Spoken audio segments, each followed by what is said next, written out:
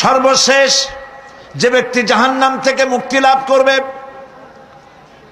তাকে আল্লাহ পাক বলবেন, ফেরেশতাদেরকে বলবেন, ও আমার ফেরেশতারা, আমার এই বান্দাকে জান্নাত এবং জাহান্নামের মাঝখানে রেখে দাও।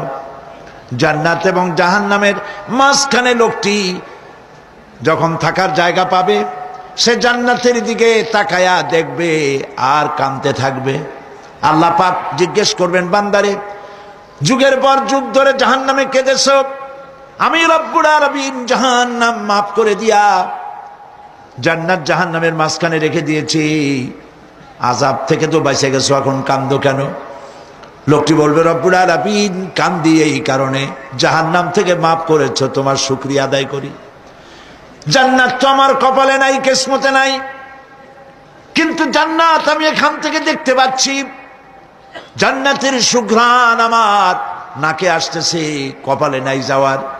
আমি কাঁদি এই জন্য, তুমি যদি মেহেরবানি করে আমাকে জান্নাতের দরজার কাছে একটু দাঁড় করায় দিতা, প্রাণ ভরে তোমার জান্নাতের দৃশ্যটা একটু দেখতাম।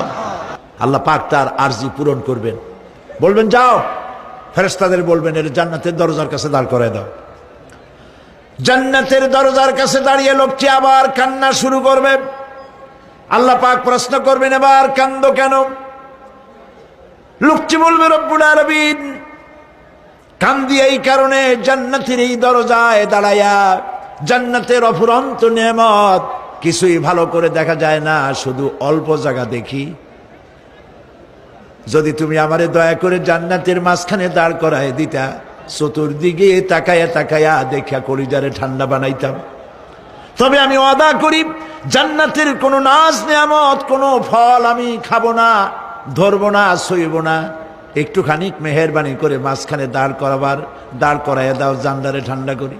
আল্লাহ রব্বুল আলামিন ফেরেশতাদের বলবেন, আমার এই বান্দারে জান্নাতের মাঝখানে দাঁড় করাইয়া দে।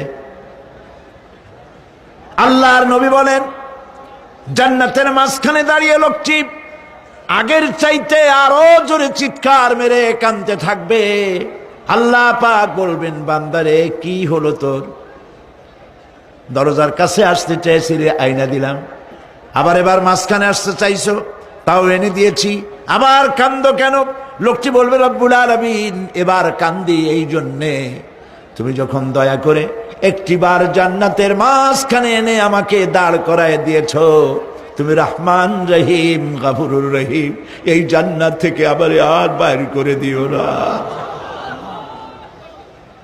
আল্লাহ রাব্বুল আলামিন বলবেন, ও আমার বান্দারে, আমার এই জান্নাত